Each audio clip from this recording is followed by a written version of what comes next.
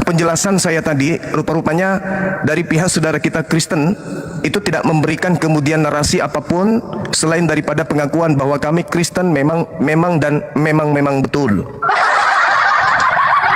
Sedangkan akar dari Islam itu sendiri diurai oleh Al-Quranul Karim. Seperti yang saya jelaskan di awal, bagaimana Al-Quran menarasikan Allah membuat kemudian perjanjian agung di tengah-tengah para nabi, ya, berit raba, lalu terkait dengan al-nabiyyin, para nabi, lalu di ujung rasul. Nah, kita melihat dalam Al-Quranul Karim ketika berbicara mengenai Nabi Ibrahim alaihissalam, kita ambil dari situ karena orang Kristen juga akarnya dari sana menurut pengakuan mereka. Apa yang diterangkan oleh Allah? Nabi Ibrahim alaihissalam di dalam Al-Quranul Karim, dalam surah Al-Baqarah, di situ Allah menyampaikan kemudian kepada baginda Rasulullah Muhammad sallallahu alaihi wasallam, wahai nabiku, dulu ada nabiku sebelum kakekmu bernama Nabi Ibrahim. Apa katanya? Rabbana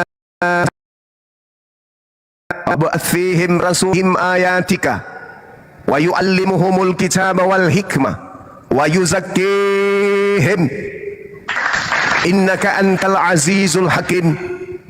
Nabi Ibrahim alaihissalam kemudian bermunajat, meminta kepada Allah azza wa jalla, ya Tuhan kami, utuslah di antara mereka seorang rasul dari kalangan mereka yang membacakan kepada mereka ayat-ayat-Mu, mengajarkan kitab suci dan hikmah kepada mereka, dan mensucikan mereka. Sesungguhnya Engkaulah yang maha perkasa lagi maha bijaksana. Doa ini dikabulkan oleh Allah di dalam Al-Quranul Karim, surah Al-Jum'ah ayat 2. Kita baca sama-sama. Bismillahirrahmanirrahim. Huwallazi ba'atha fil ummiyin rasulan minhum yatslu alaihim ayatihi wa yuzakkihim wa yu'allimuhumul kitaba wal hikmah wa in kanu min qablu lafi dalalin mubin. Dialah Allah yang mengutus seorang rasul. Yang tadi di perjanjian Barit Rabah tadi, itu Allah memperjanjikan praeksistensi kenabian, datangnya seorang rasul. Di abad yang ke-7 Allah subhanahu wa ta'ala mencanangkan apa yang menjadi perjanjian agung tersebut untuk terrealisasi. Huwallazi ba'atha fil ummiyin rasulan minhum yatslu alaihim ayatihi wa yuzakkihim wa yu'allimuhumul kitaba wal hikmah wa in kanu min qablu lafi dalalin mubin. Dialah Allah yang mengutus seorang rasul kepada kaum yang buta huruf dari kalangan mereka sendiri, yang membacakan kepada mereka ayat-ayat Allah, mensucikan mereka serta mengajarkan kepada mereka kitab Al-Quran dan hikmah sunnah, meskipun sebelumnya mereka benar-benar dalam keadaan kesesatan yang nyata. Berarti apa yang dicanangkan oleh Allah terrealisasi kemudian, sehingga Nabi Ibrahim menyampaikan kepada Allah untuk mengutus rasul tersebut, membacakan Al-Quran, mensucikan manusia. Bagaimana dengan nabi-nabi sebelumnya, setelahnya? Wow, kita loncat kepada Nabi Isa alaihissalam. Apa kata Nabi Isa alaihissalam? Wa iz qala Isa bin Maryam ya bani Israel inni rasulullahi ilaikum musaddiqan lima baina yadayya minat Torah wa mubashiran bi rasul ya'ti min ba'di ismuhu Ahmad Muhammad. Subhanallah. Nah, sekarang gimana menguraikan ini dengan pendekatan Bible? Sederhana. Karena kita berbicara mengenai konsep kenabian, benarnya Nabi kita membuktikan benarnya Tuhan kita. Salahnya Nabi kita, berarti Nabi ini mengajarkan Tuhan yang bukan Tuhan. Nah, sekarang saya melihat Nabi Muhammad diutus oleh Allah wa yuzakkihim untuk mensucikan manusia, bukan untuk menebus. Kalau menebus itu ya selevel kajian-kajian dalam pengajaran Yudaism yang dijadikan sebagai penebus itu level hewan. Seperti Imamat 1 nomor 2, bila kau berdosa, tebuslah dosamu dengan hewan, kambing, bebek, sapi, domba. Kemudian Keluaran 29 nomor 14, itulah ambillah lembu, ambillah eeknya, kulit dagingnya dan seterusnya, bakarlah, itulah penebus dosa. Selamanya berdasarkan Imamat 1 nomor 2 yang dijadikan sebagai penebus dosa bagi orang Yahudi itu binatang. Nabiku Nabi Muhammad bukan datang menebus. Nabiku Nabi Muhammad datang mensucikan alias menghapus. Jadi dalam konsep agama saudara, Yesus penebus, dalam konsep agama kami, Nabi Muhammad penghapus.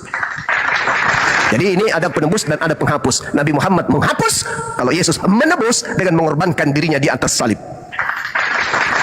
Itu perbedaan yang sangat-sangat signifikan yang harus dipahami oleh orang-orang yang belajar tentang Kristologi dan Islamologi. Bahwasanya Yesus menebus, Nabi Muhammad menghapus. Al-Quran menjelaskan itu. Al-Quran surah Al-Baqarah ayat berapa tadi? Ayat 129, dan juga surah Al-Jumu'ah ayat 2. Wa yuzakkihim wa yu'allimuhumul kitaba wal hikmah wa in kanu min qablu lafi dhalalin mubin. Itu jelas. Nabi Muhammad menghapus dosa manusia, mensucikan jiwa-jiwa manusia, sedangkan Yesus konon menebus dosa. Kalau menebus kepada siapa? Nah, kembali 1 menit terakhir. Kita lihat implementasi yang tadi. Bagaimana Nabi Ibrahim alaihissalam meminta kepada Allah agar Allah mengutus Rasul yang mensucikan manusia. Alhamdulillah, Nabi Isa pun mengajarkan hal yang sama, mengutus seorang yang bernama Ahmad Muhammad. Lalu kemudian Nabi Muhammad diutus. Subhanallah, Nabi Muhammad diutus penutup para nabi. Nah, ini luar biasa yang harus sahir. Kejadian 12 nomor 3. Tolong didengarkan baik-baik Abang Arom. Aku Tuhan akan memberkati orang-orang yang memberkati engkau Abraham, dan mengutuk orang-orang yang mengutuk engkau Abraham, dan olehmu, nah ini, dan olehmu semua kaum di muka bumi akan mendapat berkat. Jadi ini pertarungan pindah keyakinan nih antara saya dengan saudara Arom. Apakah umat Islam menyebabkan Indonesia ini diberkati Tuhan? Ataukah Kristen yang menjadikan Indonesia diberkati Tuhan? Berdasarkan Kejadian 12 nomor 3, aku Tuhan akan memberkati orang-orang yang memberkati engkau, dan mengutuk orang-orang yang mengutuk engkau Abraham, dan olehmu semua kaum di muka bumi akan mendapatkan berkat. Di